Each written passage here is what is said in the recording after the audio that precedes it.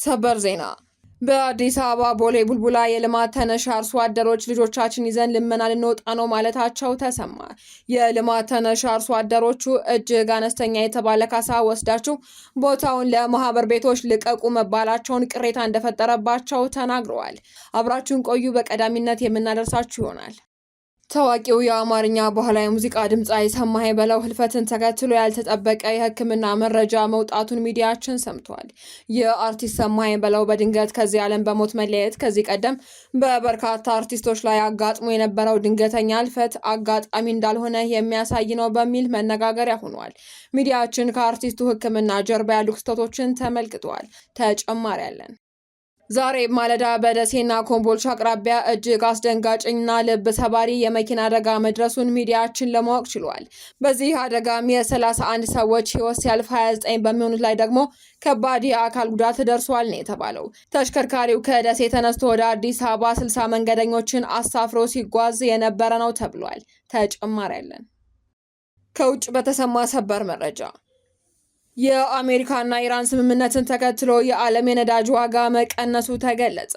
አሜሪካና ኢራን የሆርሙዝን የባህር መስመር ለመክፈትና ጦርነቱን ለማቆም የስምምነት ማዕቀፍ ላይ መድረሳቸውን ተከትሎ በዓለም አቀፍ ገበያ ላይ ከፍተኛ የሆነ ለውጥ ታይቷል ተብሏል።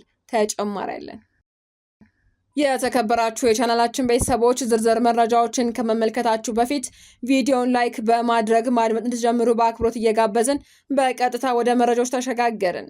በቅድሚያ የቦሌ ቡልቡላ አካባቢ የልማት ተነሽ አርሶ አደሮች እጅግ አነስተኛ የተባለ ካሳ ወስዳችሁ ቦታውን ለማህበር ቤቶች ልቀቁ መባላቸውን ተናገሩ።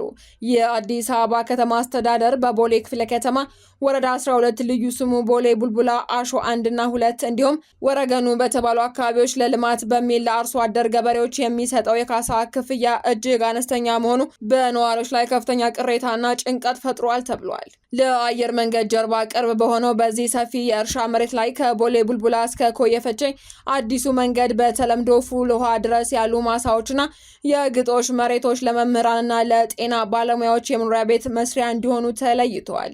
ይሁን እንጂ የቦሌ ክፍለ ከተማና የወረዳ 12 አመራሮች ነዋሪዎችን ሰብስበው 1 ካሬ ሜትር በ2000 ወይንም በ1000 ብር ሌላው ቀርቶ በ2014 ዓመተ ምህረት በወጣው አሮጌ ህግ ለ1 ካሬ ሜትር 770 ብር ብቻ እየተሰላላቸው በ2000 ካሬ 4 ሚሊዮን ብር ወስዳችሁ ልቀቁ ማለታቸውን ተነሾች በምሬት ተናግረዋል። የአካባቢው አርሶ አደሮች እኛ ልማት አንጠላም፣ ነገር ግን በዚህ ዘመን በ4 ሚሊዮን ብር ምን እናደርጋለን ሲሉም ጠይቀዋል። በአሁኑ ወቅት ለመምህራን በቦታው ላይ ግንባታ የተጀመረ ሲሆን የሐኪሞች ፕሮጀክትን በተመሳሳይ መልኩ በይፋ በመጪው ቅዳሜ ሊጀመር መሆኑንም በገበሬው ዘንድ ያለውን የዋስትና ማጣት ስጋት ይበልጥ አጉልቶታል። የከተማ አስተዳደሩ ቀደም ሲል ከሪል ስቴት አልሚዎችና ከግል ባለሀብቶች ጋር በመሆን የ70/30 የህዝብና የግል አጋርነት የቤት ልማት ፖሊሲን ተግባራዊ ሲያደርግ መቆየቱ ይታወሳል። በዚህ አሰራር መሰረትም አልሚዎች 70 በመቶውን ለገበያ አቅርበው 30 በመቶውን ለዝቅተኛው ማህበረሰብና ለከተማ መስተዳድሩ ያስረክባሉ። ይህንን ተሞክሮ ያነሱትም የአካባቢው ገበሬዎች ከዚህ በፊት የከተማ ግብርና ተብለው ተዘናግተው አሁን ግን የምንፈልገው 70/30 እንዲደረግልን ነው። ከሚሰራው ህንፃ 30% ተሰጥቶን የልጆቻችንና የልጅ ልጆቻችን ህይወት መቃኛ እንዲሆን እንሻለን በማለትም የዘላቂ መብት ጥያቄያቸውን አቅርበዋል። ገበሬዎቹ በአሁኑ ወቅት ምንም አይነት የገንዘብ ክፍያም ሆነ የጽሁፍ መተማመኛ ሰነድ ሳይሰጣቸው ማሳቸው እንዲለቁ መገደዳቸውንም ገልጸዋል። እኛ ገበሬዎች ነን፣ እርሻችን ክልላችን ነው፣ እርሻም የለንም፣ ብርም የለንም፣ መተማመኛም በሌለበት ሁኔታ በምን እንኖራለን ሲሉም በጭንቀት ተናግረዋል። በተያያዘም የክፍለ ከተማው አመራሮች የገበሬውን አቤቱታና ቅሬታ ለአዲስ አበባ ከተማ ከንቲባ አዳነች አቤቤ ከማድረስ ይልቅ እያፈኑት እንደሆነና መጪው የቅዳሜ ፕሮግራም ሳይደርስ እልባት እንዲሰጣቸው አርሶ አደሮቹ አደራ ብለዋል። ነዋሪዎቹ ሲያጠቃልሉም አሁን ካለው ኑሮ ውድነት አንጻር የተመደበው ብር ተስፋ ሰጪ ባይሆንም ቢያንስ ለገበሬው ቋሚ ንብረትና ዋስትና ሊሰጠው ይገባል፣ ያለበለዚያ ግን የልጅ ልጆቻችን የት ይሄዳሉ ወይንስ ለማኝ ሆኑ ሲሉም ለሚመለከተው አካል ድምጻቸው እንዲሰማላቸው ተማጽነዋል። ታዋቂው የአማርኛ ባህላዊ ሙዚቃ ድምጻዊ ሰማኸኝ በለው በህመም ምክንያት ከዚህ ዓለም በሞት ተለየ። ሰሜ ባላገር በሚል ቅጽል ስሙ የሚታወቀው ዝነኛው የኢትዮጵያ ባህላዊ ሙዚቃ ድምጻዊ ሰማኸኝ በለው ባጋጠመው ህመም ምክንያት በሕክምና ሲረዳ ቆይቶ በዛሬው ዕለት ከዚህ ዓለም በሞት መለየቱን የቤተሰቡ አባላት ለሀገር ውስጥ መገናኛ ብዙሃን አረጋግጠዋል።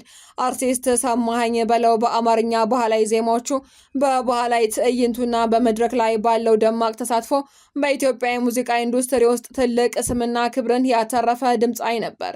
ከሁለት አስርት ዓመታት በላይ በዘለቀው የጥበብ ጉዞ በልዩ የድምፅ አወጣጥ ስልቱና ለባህላዊ ሴቶች በነበረው ጥልቅ ፍቅር የአማርኛ ባህላዊ ሙዚቃን ጠብቆ ለማቆየትና ይበልጥ ለማስፋፋት ከፍተኛ አስተዋጽኦ ማበርከቱ ይታወቃል።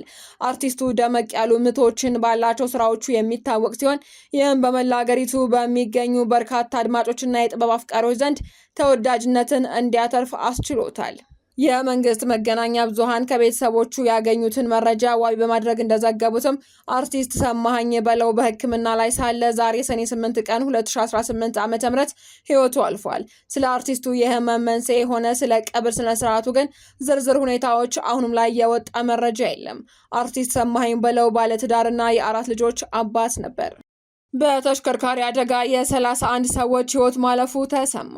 ከደሴ ተነስቶ ወደ አዲስ አበባ 60 መንገደኞችን አሳፍሮ ሲጓዝ የነበረ የሰሌዳ ቁጥር ኮድ 3070898 ኢቲ የሆነ የህዝብ ማመላለሻ ተሽከርካሪ ዛሬ ማለዳ 12 ሰዓት ከ30 ላይ ኮምቦልቻ አቅራቢያ ልዩ ስሙ ሀረጎ በተባለ ቦታ ከባድ አደጋ አጋጥሞታል። የኮምቦልቻ ከተማ አስተዳደር ፖሊስ የትራፊክ ደህንነት ቁጥጥር ክፍል ኃላፊ ኮማንደር ብርሃኑ ከተማ እንደተናገሩት ተሽከርካሪው ለጊዜው ባልታወቀ ምክንያት መንገድ ስቶ 170 ሜትር ጥልቀት ባለው ጉድጓድ ውስጥ በመግባቱም እስካሁን የ31 ሰዎች ህይወት አልፏል ብለዋል። በአደጋው ቀላልና ከባድ ጉዳት የደረሰባቸው 29 ሰዎች ደግሞ በደሴና ኮምቦልቻ ሆስፒታሎች የህክምና እርዳታ እየተደረገላቸው የሚገኝ ሲሆን የአደጋው መንስኤ ለማጣራት ምርመራ እያደረገ መሆኑንም አስታውቀዋል። ከውጭ በተሰማ ሰበር መረጃ የአሜሪካና ኢራን ስምምነትን ተከትሎ የዓለም የነዳጅ ዋጋ መቀነሱ ተገለጸ። አሜሪካና ኢራን የሆርሙዝን የባህር መስመርን ለመክፈትና ጦርነቱን ለማቆም የስምምነት ማዕቀፍ ላይ መድረሳቸውን ተከትሎ በዓለም አቀፍ ገበያ ላይ ከፍተኛ ለውጥ ታይቷል ተብሏል። ስምምነቱን ተከትሎ የጃፓንና የደቡብ ኮሪያ አክሲዮን ገበያዎችም እስከ 5.7 በመቶ የደረሰ ታሪካዊ ጭማሪ አሳይተዋል።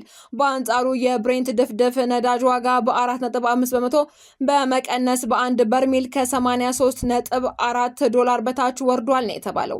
የአሜሪካው ፕሬዝዳንት ዶናልድ ትራምፕ በኢራን ላይ የተጣለውን የባህር ኃይል እገዳ እንዲነሳ ማዛቸውን ያስታወቁ ሲሆን ይፋዊ የፊርማ ስነ ስርዓትም አርብ ዕለት በስዊዘርላንድ እንደሚካሄድ ተገልጿል።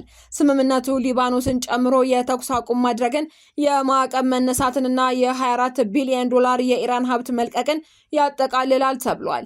የባህር መስመሩ መከፈቱ የዓለምን የነዳጅ እጥረት የሚያቃልል ቢሆንም የተከማቹ መርከቦችን ለማጽዳትና የባህር ውስጥ ፈንጂዎችን ስጋት ለመቅረፍ ግን ወራት ሊወስድ እንደሚችል ባለሙያዎች አስታውቀዋል።